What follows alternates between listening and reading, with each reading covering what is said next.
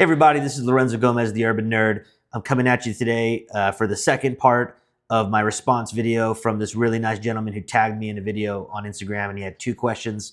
So go ahead and check out his questions, and I'm gonna answer the second question he has today in today's video.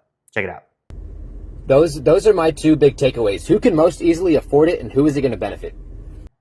Okay, so second question is also a great, thoughtful question, and the question is, who is going to benefit from this project? And so I'm going to answer it in 2 parts. One is the most direct, which is, who are the people that benefit from the new Spurs arena? And so I pulled some stats to help me out here, but essentially the first, is the Spurs organization employees. It's a very big organization. It's probably, I think it has around 1,000 employees, which probably makes it one of the top 20 largest employers. I mean, there's just not a lot of big employers with that many people at it. And so their company has everything from athletes to programmers and coders to healthcare professionals to engineers. I mean, they run the whole gamut of it. And so, that's probably the most direct people that benefit from, them staying here, them being downtown and able to recruit bigger talent. But I would say the second group of people that benefit from it is the service industry, which includes all of the small business owners around the hemisphere area.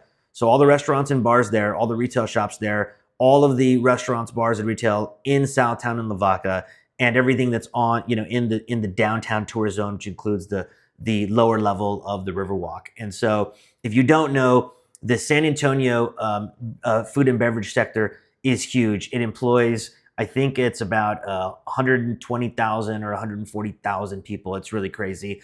And obviously there's restaurants all over the city, but the highest concentration of them is in downtown, specifically in this area around sort of the convention center and where the tourists hang out. And so you have a lot of bartenders, servers, managers, all of them directly benefit. Now there's those that are going to say, hey, these aren't high paying jobs or whatever, but this is really a big core of our industry. So all of those people really benefit from having more things to do in downtown. There was, this past weekend, Paul McCartney played and downtown was just bumping. There was people everywhere. And so the whole strategy is, how do you get more things like that happening year round, all the time, so that you constantly have people coming in, constantly opening up their wallet, and everybody benefits from it.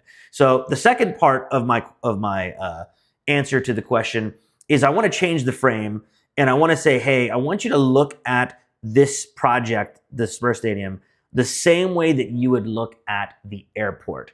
And so the airport is a huge budget item. The estimate is that it cost about $2 billion to build the San Antonio airport. And so when I looked at some, quick stats, last year alone, there was 11 million passengers that came through the airport, which is pretty crazy. Just to contrast that, there's about 38 million visitors overall to the city of San Antonio. So tourism, specifically downtown tourism, is a huge, huge number. So you have 11 million people that go through, passengers that use the airport. And so that's a pretty big deal. So the question that I want to ask is, hey, how many San Antonians directly benefit from the airport? I know, personally speaking, I grew up in a poor neighborhood. I didn't even get on my first plane till I was 18 years old, and my brother, bought me a ticket to take me somewhere. And so I think that most of San Antonio does not benefit every day or even every year, once a year, from using the airport. But the benefits that the city itself gets from having that $2 billion facility in our city is incredible. And so having an airport enables us to fly in people that might move their business here, that are going to start their next thing here, people that are considering relocating here, whether for a company or moving their company to here. So you get all of these benefits that are intangible, that are indirect benefits from having a huge asset, a $2 billion asset like the airport here. And I would say it's the same thing with the Spurs Arena. And so the Spurs Arena is something that has this huge economic gravitational pull to where it helps you sell the city. Every graduating senior at UTSA and Trinity and all those guys are asking, should I stay here or move?